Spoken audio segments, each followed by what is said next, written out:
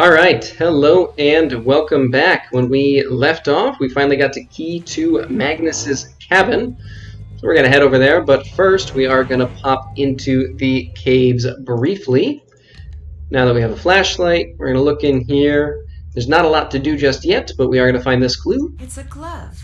Wonder who it belongs to. So mostly white, some green trim, and then blue. And if we go any further, we just come to a dead end. So we will leave that for the time being. Head back to our snowmobile and up to Magnus's. Oh, good. We get to have a quick chat with Ned. Are you busy right now? Just a little. Why? Oh no, no reason. Just checking in. Just wanted to make sure you were alive and stuff. And you totally are. That's great. All right, this is not interesting. Ned, you sound funny. Are you okay? Nancy, everything's fine. Everything's normal. I'm just doing normal people stuff. You know, normal. I'm just getting a strange vibe. No, listen. I just wanted to tell you about something. Ned. Sorry. I just, Sure, let's go with Is this. someone trying to hurt you? No one's trying to hurt me. Dude, give me the phone. No. This is just embarrassing. Bert, stop. Come on. Yeah, Bert. Ned? Ned? What on earth is going on? Wow, that's super interesting. Anyway, all right, let's break into the cabin. And as we come in, we'll be checking out a few things. The first is this stove, where for some reason Magnus is storing what appears to be wooden objects that are important to his quest. And he's keeping them where he's going to burn things. It's one option, I suppose. And we'll look over here. We'll very randomly see a reference to a different Nancy Drew game. I have no idea who this girl is, if she's someone from the game, or a fan, or a developer. Maybe this is supposed to be the girl who does Nancy's voice. I don't know. We got a couple more of these decorations, which are part of the helm of the ship. And then we're going to read this here. So this is a note from Gracie International Publishing. Magnus, I'll have a list of edits on these soon. In the meantime, please give me a call. The level of timeless poignancy and maturity in these pieces is absolutely staggering. Through it, we see your struggle, your hardship, your darkness. Might as well call you Ishmael, because these limericks are, without doubt, the next Moby Dick. Little high praise for small book of limericks, but okay. If you want to read these, you can pause it. I'm not very interested. Yeah, okay, that's all there is there. Very good. Let's move on. We're going to come over here and look at this bed. Find a couple more of these tokens. And we're going to look at these pictures. I wonder what these images are for. Most of these don't matter, but Nancy is specifically talking about the pictures of the cave. And if we turn around, we got a few more things to do here. Let's start with the TV, which sadly we're not going to be watching any shows, but we are going to pick up another one of these decorations. And Magnus has 7 messages that we are very politely going to listen to. I assume he's okay with it. It's me. Haven't talked to you in a while. Like a month. Or seen you. Or anything. Can we chat about things tonight?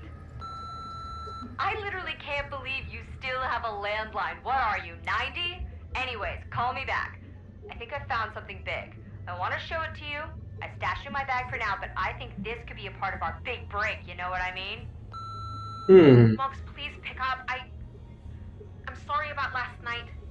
I didn't mean what I said. Call me, please. Hi, Magnus. It's Gracie from International Publishing House. Just wanted to reach out about your latest manuscript. The editors really enjoyed Merman, an exploration of postmodernist masculinity and nautical limericks. And we would love to extend a formal publishing agreement. We do have some questions about scope. We think 240 limericks might be a little much. Is there any way you could cut that down a bit? Anyway, give me a call back and I'd love to chat further. Bye now. Magnus, I swear, if you don't call me back... You owe me this, Magnus. You owe me this talk. We've been together 4 years.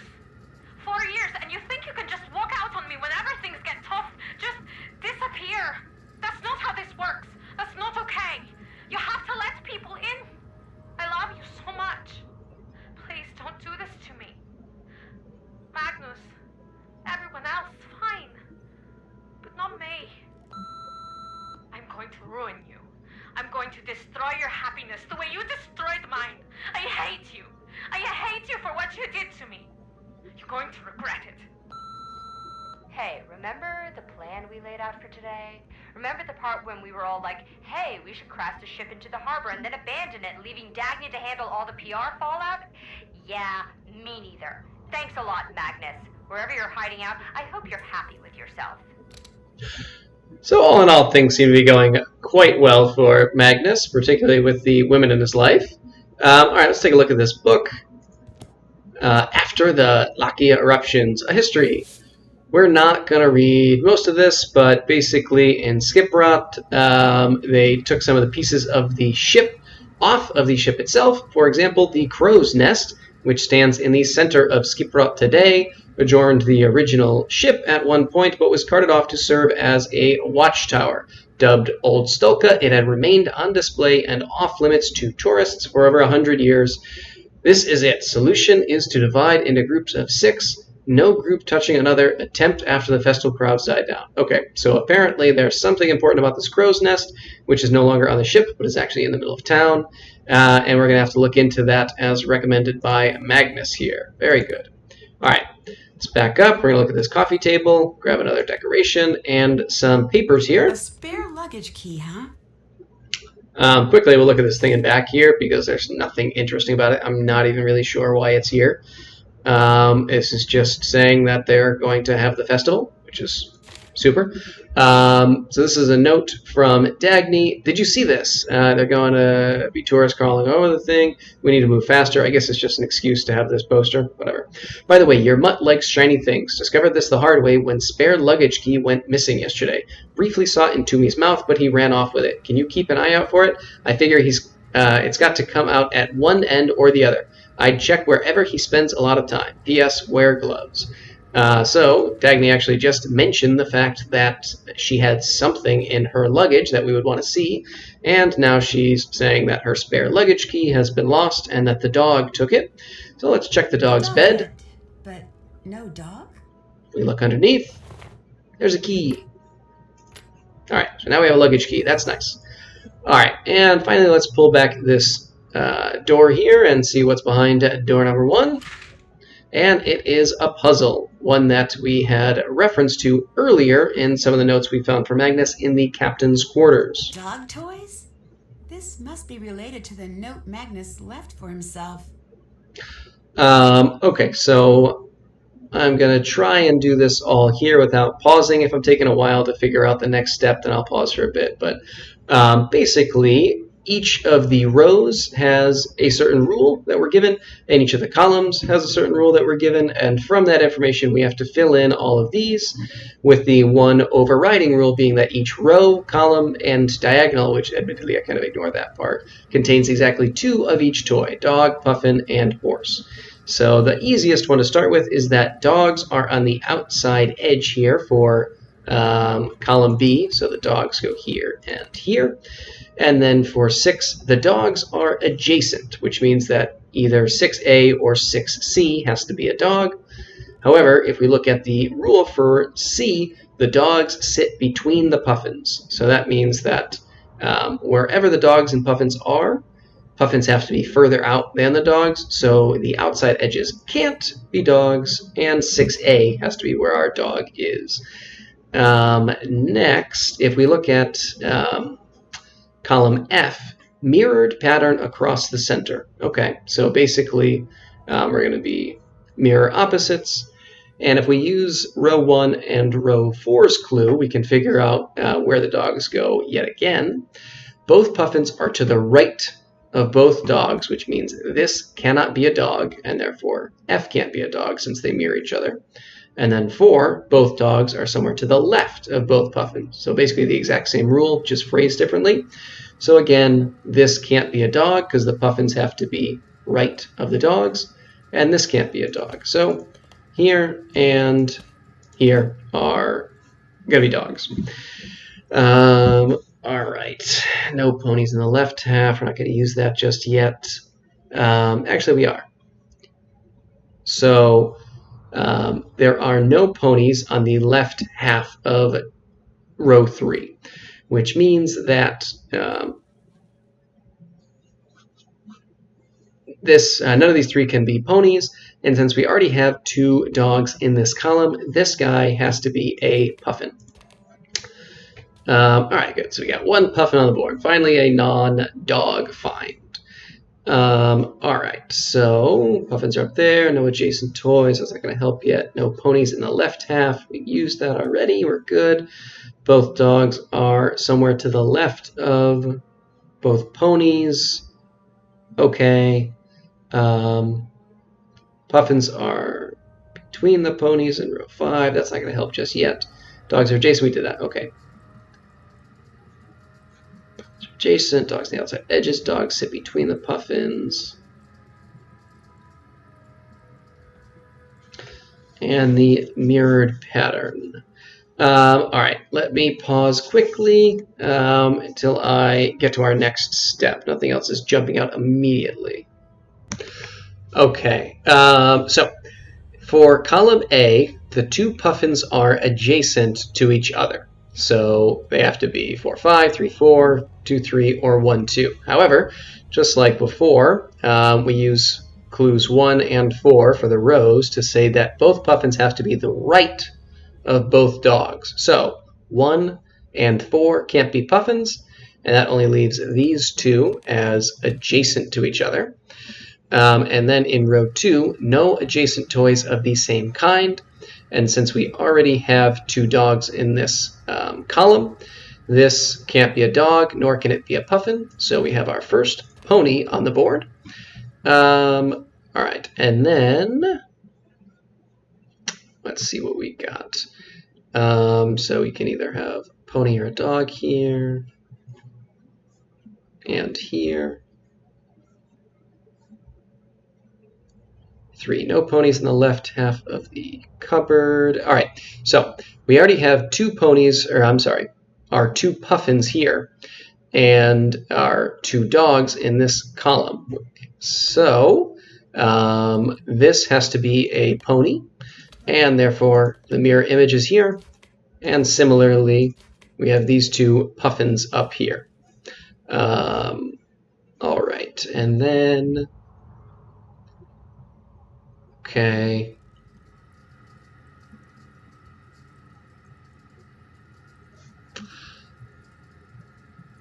All right, so we already have both puffins here.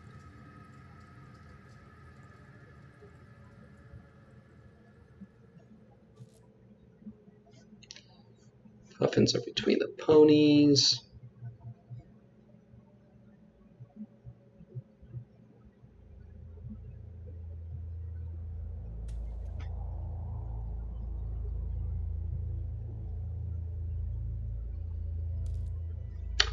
All right, I will pause again for a moment and hopefully be back shortly.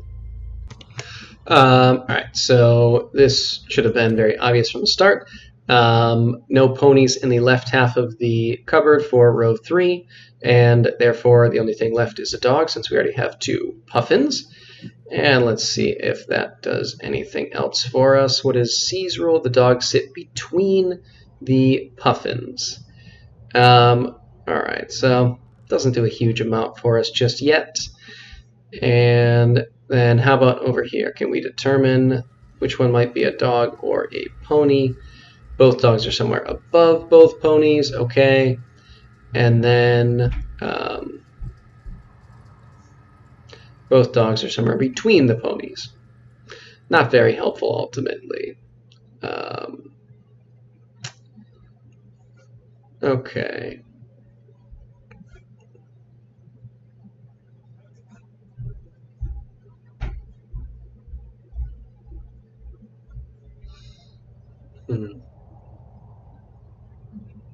All right, let's take a quick break.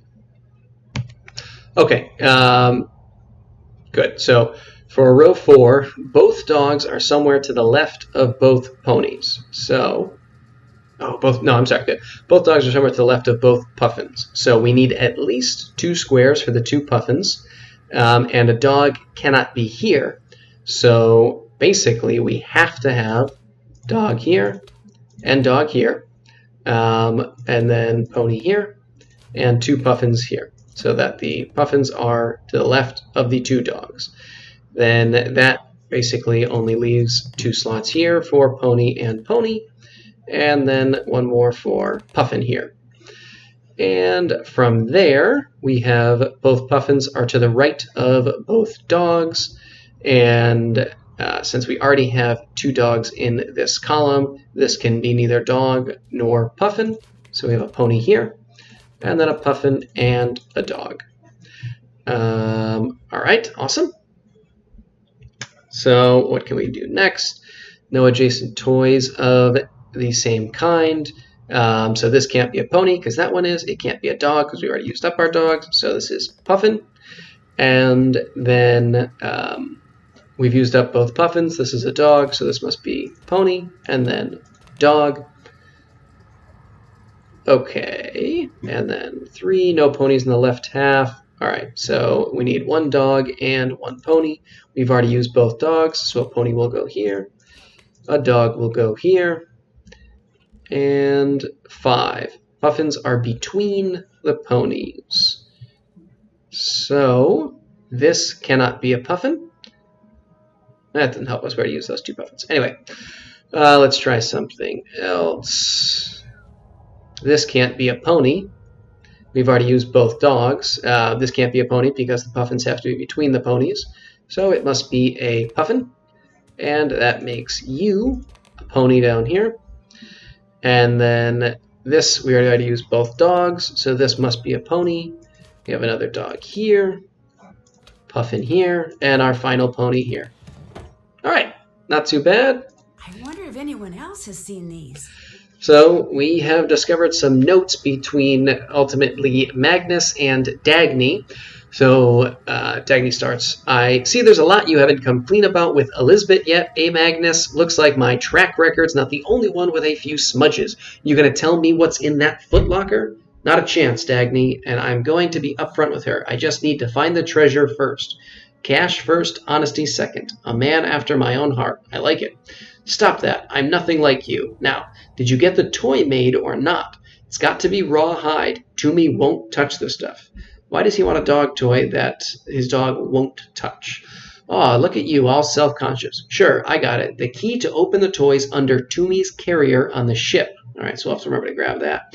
I tried to drop it off with you last night, but you weren't around.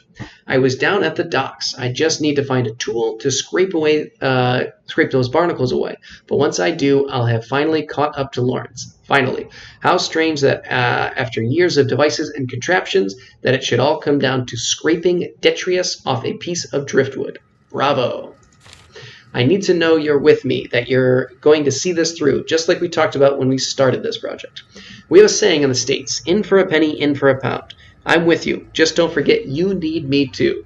You try to cut me out and you'll see just how fast I can get mean. I'm just nervous, I guess. Someone's definitely on my tail. What if they catch up to me? Magnus, focus. Whoever they are, they're not your biggest threat. I am. I have no patience for spineless cowards. You disappear for more than 24 hours, and I'll gladly burn your ship to the ground.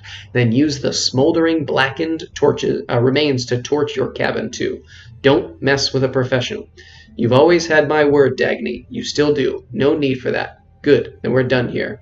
And then something in a slide. Okay. So, a number of things that we'll need to check out based on that. First, we're going to pop in and take a look back here at Magnus's stuff. Actually, let's see if we can open this. Locked up tight. All right. Well, let's open this guy. These must belong with that reference I saw earlier. 4 of each color down and across. No 3 together in a line. So this was from a message that Magnus had left to Lisbeth, which we discovered in her purse. This is a fairly easy puzzle. Basically, anytime you have 2 of any color together, you have to follow up with a different color. So this has to be blue, this has to be blue, this has to be blue, and this has to be blue. And then the other time we can use it is when there are 2 of the same color separated by a single piece. So this has to be yellow. This has to be blue. This has to be yellow. This has to be blue, blue, yellow, and so on and so forth. to infinity and beyond. Okay, blue, yellow, blue. By far not the most exciting puzzle. The other thing that we can use, which, yeah, so we already have 4 yellows here. So we know that these 2 are blue. And then this one has to be yellow since we already have 4 blues. Okay, this has to be blue. What else we got? This has to be yellow.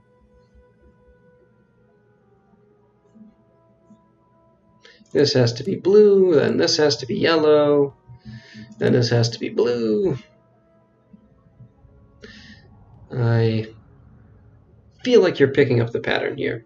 Anything else? Yeah, all right, so these 2 have to be blue since we already have 4 yellow here. Okay, these 2 have to be, oops, wow, yellow since we already have 4 blue. And then this has to be blue. This guy has to be blue. What else can we do? This guy has to be blue. Therefore, this has to be yellow. And then this has to be blue. This has to be yellow. Yellow.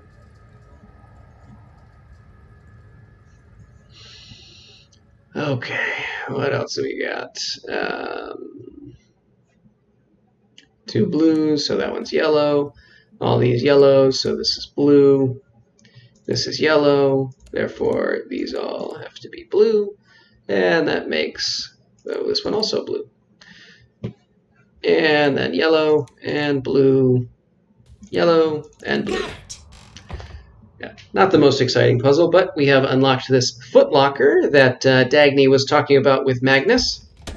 And inside we have a couple of things. First, we have this music box. This is beautiful. Which we can open up and play some music.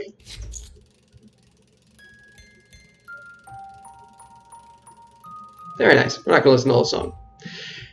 If we look, I'm not sure if we've ever even looked. Yeah, so we have this musical book, which tells us about these notes and how they're descending through this. That's wonderful. These are what the notes are. We will deal with this later, but we can ultimately take these tines and switch them. But we have no reason to do that just yet. So for now, we're going to put this away. Oops. I will also quickly look at these. Go away. Pictures up here. Arrange these pieces to see what the full image looks like.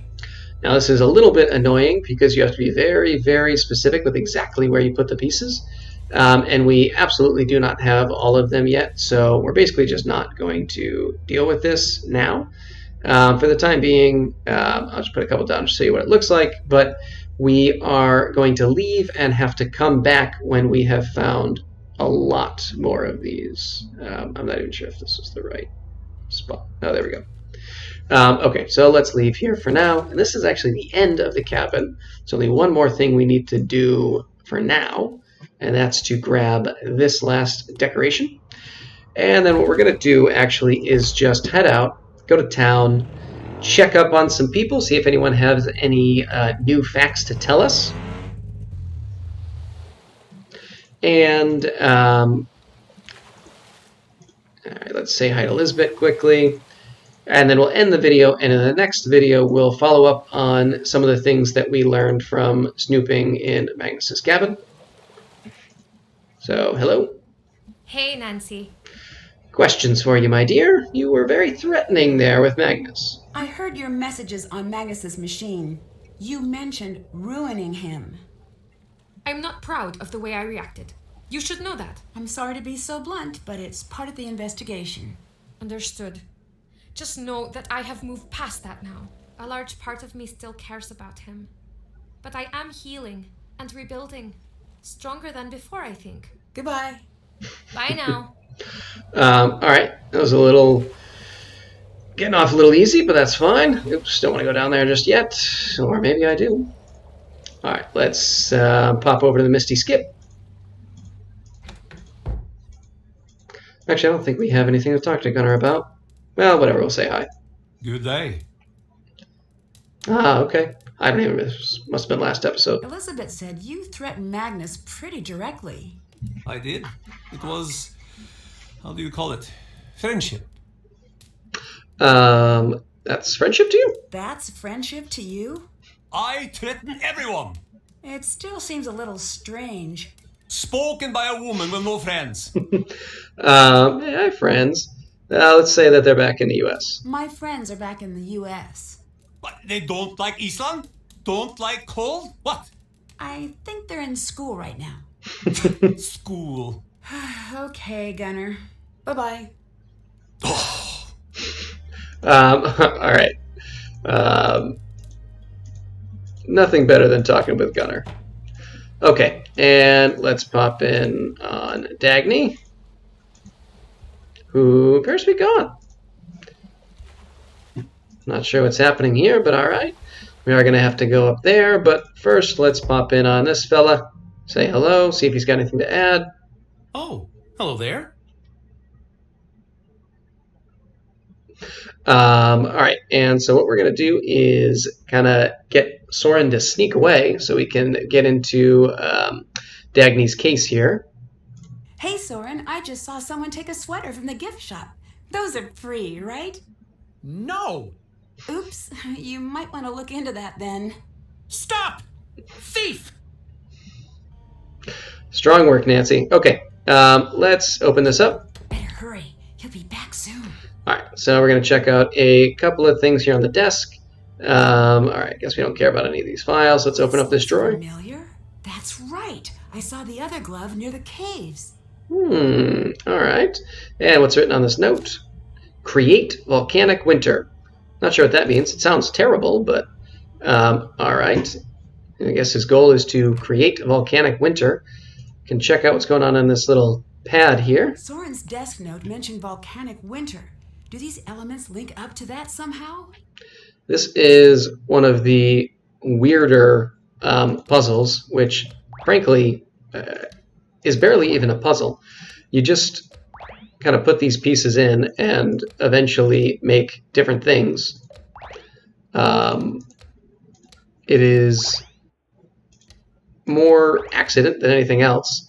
All right, so we've made all these various things, and we can put them into here. Ultimately, our goal is to make volcanic winter. You don't really need to do all of these. I like to do it because it's slightly more fun for me to put all the different pieces in, but it's not overly necessary by any means. I'm putting absolutely no thought into this. Maybe I should put in slightly more because it's not really working well for me. All right, so we've got all 6 of those. So volcanic winter, probably going to be eruption and dust cloud. But if we put in some other random things, oh look, we made a maelstrom. All right, let's put in eruption and dust cloud. Yes, it worked. All right, so we've gotten into, oh goodness, what is this guy? Soren's computer here, so we can see some of his messages, I guess. So winter guest records. Nancy Drew came in. There's a school tour from Reykjavik. Alicia De Soto is a visitor who came in town to visit Dagny, purchase a gift for her, gift shop, sales quota for the month achieved. Sunny June came in October, hired for seasonal temp work, fired within 5 days. He asked for 2 weeks' notice and continued working. Necessitated an explanation that 2 weeks' notice is only valid if you're leaving, not being fired. Found one Viking-themed teddy bear missing from the bear shelf after his final day. Reported to authorities. Authorities seemed disturbingly unconcerned about bear theft. Okay. Why, Elizabeth? My workload has doubled. I rarely leave the headquarters now. I feel positively horrible about demoting Elizabeth, but she's not in the right mindset to be handling that amount of krona right now, which is money. All of her focus is on the ship and on Magnus. It angers me that he absorbs so much of her time. It's clear the town utterly depends on her, and here she is fawning over that dolt. But it can't be helped. I'll have to work around it. I'll manage. I always do. All right. So he seems to be very disappointed by Elizabeth's work recently. Mounting pressure. It's getting harder and harder to work with Elizabeth. I took this job because I thought it'd be an easy way to make some friends. Ha! The first month I asked for invoices and got a blank stare. Turns out Elizabeth only keeps financial records for the pub. What of expenses and credits for the festival, I asked. Surprise bride, the answer to that was no clue. Upon further inspection, I discovered the accounts were deeply in the red, to the tune of 2.5 million kroner. The festival's been hemorrhaging money for the last 2 years running. Coincidentally, ever since Magnus's sanity took a dive over the nearest waterfall. Is it equally coincidental that the two are dating? I think not. Needless to say, I had to take Elizabeth off finances completely. Ship notes, sure. 5 gears crank the wall of empty wood. Behold the curls in the proud lion's mane, facing upwards towards the sky. Found this etched on the hull before it was painted over. Why skywards? Does it refer to the lion on the ship's bow, perhaps? I don't know. But somehow we have to do something involving 5 gears cranking in a wall of empty wood. All right. And then that'll change or have something to do with the curls in the lion's mane. The Arger of Skiprold. No one returns my hellos when I'm in town. Only Elizabeth ever smiles and offers me a drink when I go to the skip. It reminds me of the old Arger of the sagas. Accused men, weak men. It doesn't matter. I'm not here for the company. Found a beautiful new axe today in the caverns. That made me feel a bit better. That uneasy feeling. Tonight I went to the Misty Skip for the first time since my arrival. When I walked in, everyone fell silent and turned to watch me. I had the strange feeling they'd all been talking about me, and not in a nice way. I've taken up my old job at the Culture Center for now, but even then no one comes to speak to me. Doesn't sound like things have been going too well for Soren. I've arrived. Nothing has changed in the years I've been gone. It's peculiar, and in some ways it's as though I have come back not as a grown man, but as the boy I used to be. I've set up my tools and my various processes. I believe there may be some artifacts of interest in the nearby hills. And leaving Harvard. Yesterday I found the final notice from Professor Wickenham. The faculty has opted not to pursue your proposal for the Newfoundland project. I never thought a single sentence could cut me so deeply. I went to my former advisor and told him I'd petition it, send an updated proposal, anything, but he just laid a hand on my shoulder. In the end, it comes down to funding, he told me. It always does in our world, doesn't it? The budget just won't stretch, especially not for a proposal of this size. I couldn't believe it, to let archaeological questions of this magnitude simply lie unanswered. I felt ill.